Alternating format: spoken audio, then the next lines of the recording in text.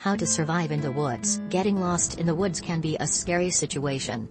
Whether you've gotten lost on a hike, your car broke down on a wilderness road, or any other reason, surviving in the woods is difficult, but it can be done. You need to have water to drink, food to eat, shelter to sleep, and fire to cook and keep warm. If you can tend to your basic physical needs, you can survive in the woods. Then signal and wait for rescue. 1. Finding drinking water. 1.1 Search for a source of fresh water. The first thing that you'll need in order to survive in the woods is water that you can drink. Look for signs of fresh water nearby, like areas of green foliage that indicate water is nearby, low-lying areas where water could be collected, and signs of wildlife like animal tracks. It could mean that a creek, stream, or pond is nearby. While finding water is important for survival, be aware some water sources will not be safe. If possible, treat all drinking water before using it. If there are mountains nearby, look for water collected at the foot of the cliffs. The presence of insects like mosquitoes and flies means that water is nearby. Water from heavily oxygenated water, such as from a big waterfall or rapids, typically is safer than that from a slow or still water source. Freshwater springs are typically safer water sources, although these can be contaminated by mineral or bacteria as well. Remember that all untreated water must be considered risky unless treated. Even crystal clear water can harbor diseases and be dangerous if consumed. 1.2 Collect rainwater to drink. Rainwater is one of the easiest and safest ways to hydrate yourself in the woods. If it starts to rain, place any containers that you have out in the rain to collect it. If you have a tarp or a poncho, hang it at least 3 to 4 feet (0.91 to 1.22 meters) off of the ground by tying the corners to trees, and place a small rock in the center to create a depression that will collect the water. Don't let the water sit in a container or a tarp for too long, or it can stagnate and bacteria can contaminate it. If possible, purify any water that you collect. 1.3 Absorb morning dew with a piece of cloth. Use a rag, cloth, shirt, sock, or any other item of clothing that's made out of absorbent material like cotton to capture morning dew. Find a clearing or a meadow with tall grasses and place the cloth on top of the grass to pick up the dew. Move the cloth around in the grass until it's saturated, then wring out the water, collecting it in a container. You can collect the most dew just before sunrise. Be careful not to collect dew from poisonous plants. Grasses are your safest bet.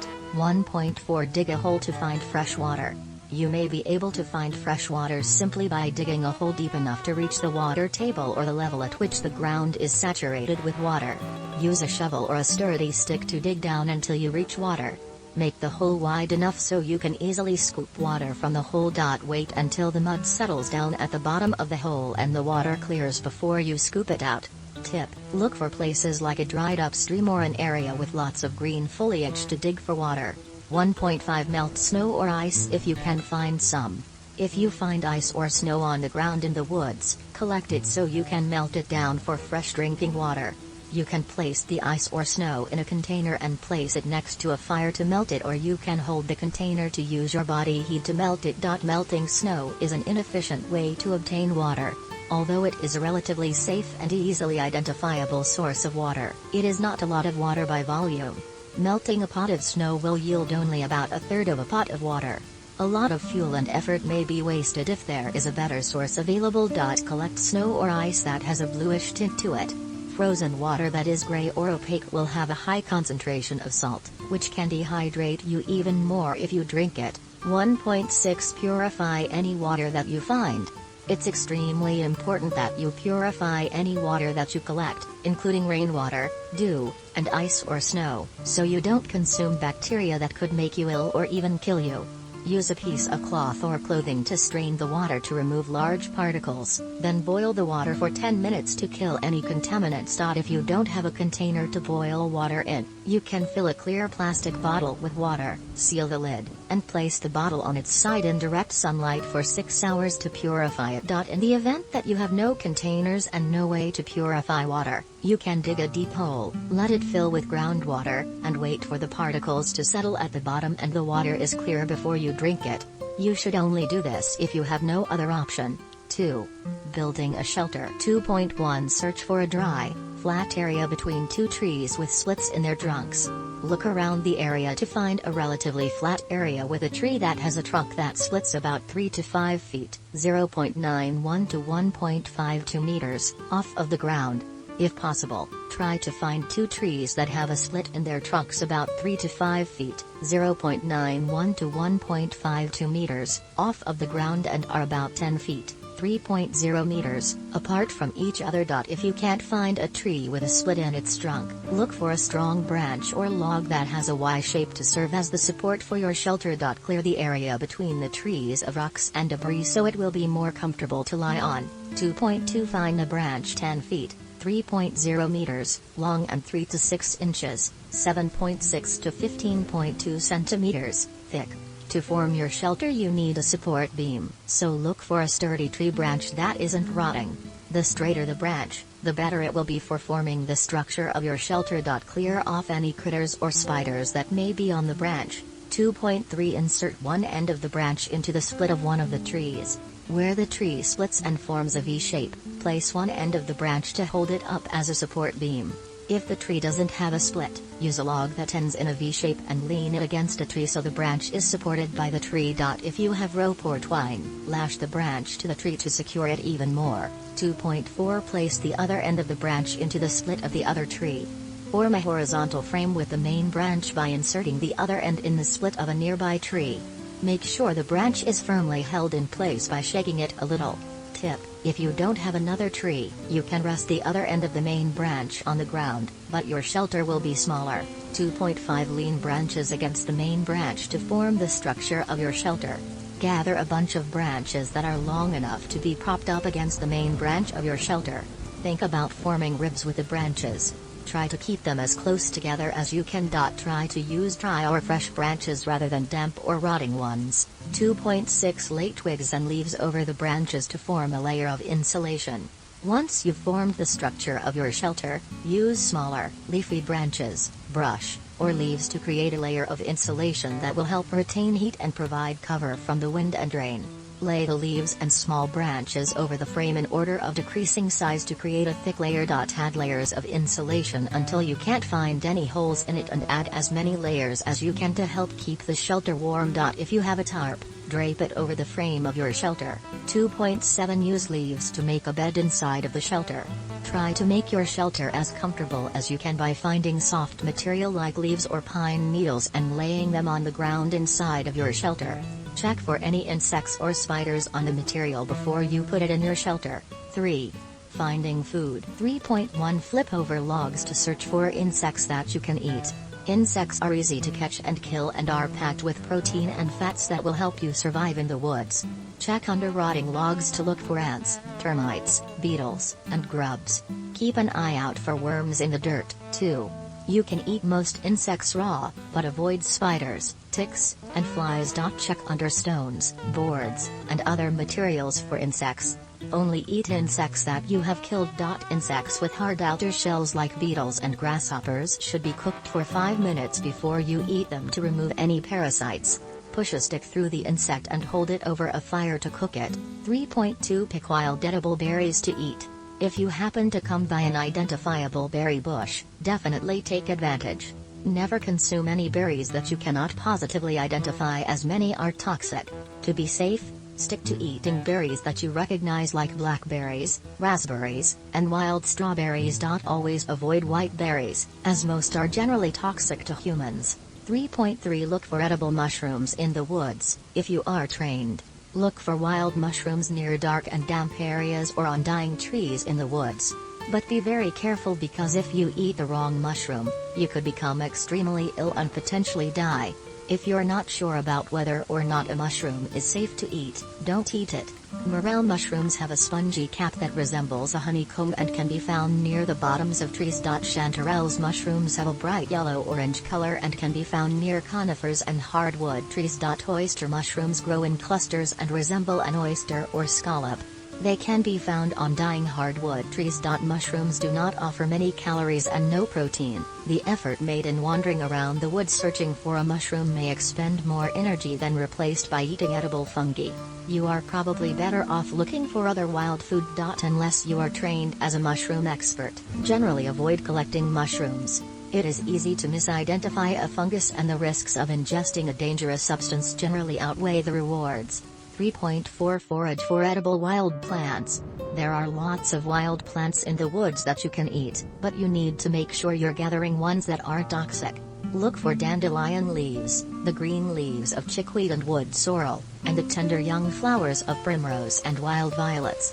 If you're not sure what plant you're picking, don't eat it. Wash off any edible plants that you find. 3.5 Build a snare if you have string or wire.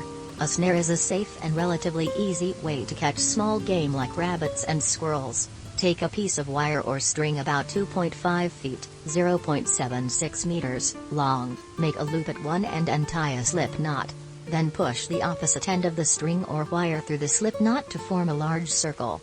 Hang the circle of the snare over a footpath or a trail in the woods. Make a horizontal bar over the ground with a branch to hang your snare. Set up as many snares as you can in the area and check them every 24 hours to see if you've caught anything. Tip: look for a small, beaten path that was made by an animal to place your snare. 3.6 Avoid hunting large animals. If you're trying to survive in the woods, you need to be as healthy as you can be. While deer and wild pigs do have nutritious meat, they can injure you if you do not have the right gun to get the animals down humanely. Even if you can kill a deer or pig, you may not have the tools necessary to preserve the massive amount of meat that has come from the once living animal. Small game and insects are much safer to hunt and gather and can provide you with adequate nutrition to survive in the woods. Small wounds can quickly become infected and life-threatening in a survival situation. 4. Starting a fire. 4.1 Find small, dry material to use as tinder. Look for dry grass, leaves, tree bark, pine needles, or any other small flammable materials you can find in the area. Tinder needs to be material that is easy to light and will produce a large flame so you can start your fire. If you find trash or paper in the area, that can make for great tinder as well. 4.2 Gather small twigs and branches to use for kindling. Kindling needs to be material that will catch easily when you light your tinder. Use dry sticks, branches, or tree bark to serve as your kindling. You can break larger branches into smaller pieces to use for kindling as well. 4.3 Collect larger logs for fuel. Before you start your fire, you should collect enough fuel to keep it going. Look for dry wood in the area and stack near where you plan to start your fire so you can easily add more fuel when you need it.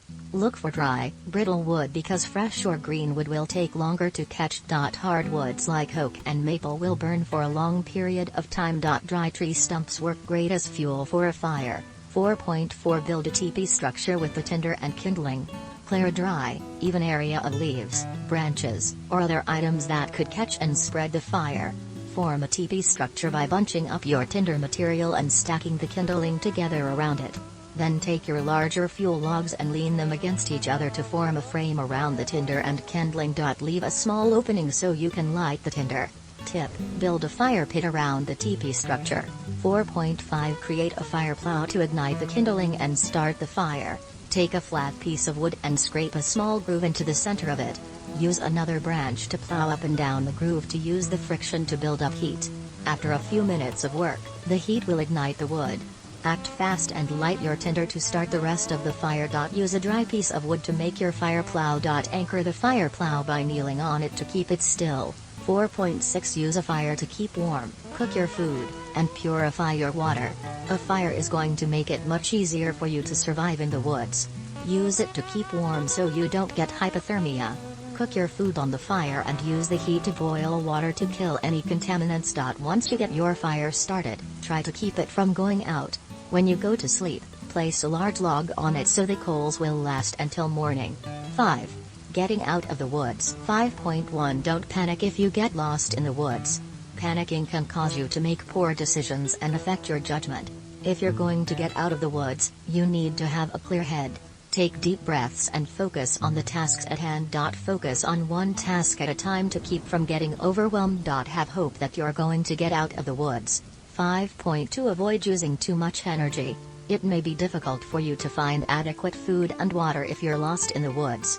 Try not to sweat or use too much energy by doing things like running around and screaming for help if you're by yourself. Conserve as much energy as you can for doing things like building shelter, fire, and searching for water. tip: if you get lost and think that you are not too far from people, use your lungs and scream for help. 5.3 Stay where you are. Do not try to find your way out. Stay put in one location for a better chance at being rescued. If you have determined you are hopelessly lost, your best tactic is to stop and hunker down in a safe place rather than to try to hike out. If you aren't safe where you are, find a safe location nearby. When lost, humans have a tendency to walk in wide circles, often coming back to the same locations time and time again. In the process, a lot of time, energy, and emotional focus is lost. If you don't know where you are, you could walk in the wrong direction and make it much more difficult for people to find you. 5.4 Signal your location with smoke signals. Build a fire and add a bunch of green leaves or pine needles to create a lot of smoke. Take a large branch with green leaves on it and cover the fire for 3 to 4 seconds to stop the smoke from escaping. Then, remove the branch to allow the smoke cloud to escape. Repeat the process to form a line of cloudy puffs of smoke in the sky. The puffs of smoke will tell people looking for you that the fire is man-made and that you're signaling your location.